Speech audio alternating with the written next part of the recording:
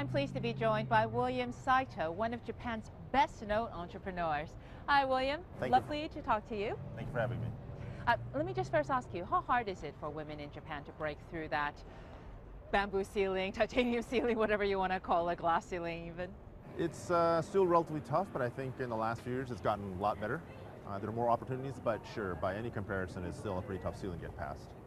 Is Abenomics going to make a difference here? Because that's one of the prongs, the third arrow of what the Prime Minister is trying to achieve.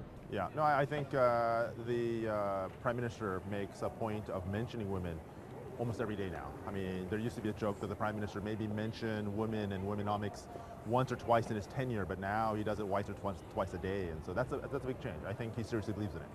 What's driving this change?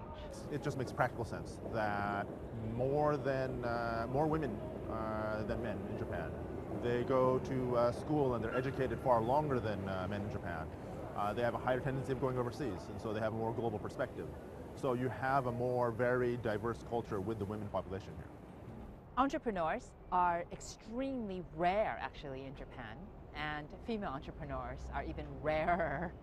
Why is that the case here? I think at the end of the day, in general, entrepreneurship in Japan is a tough topic for a lot of people to take that step into because of the risk-taking and the perceived nature of what failure means in this country. I think that people are getting around that. The women have yet another cliff in that their involvement in management and getting up into upper ends of corporation and then taking that experience into entrepreneurial ventures even lower. So we are now finally seeing some growth in that area.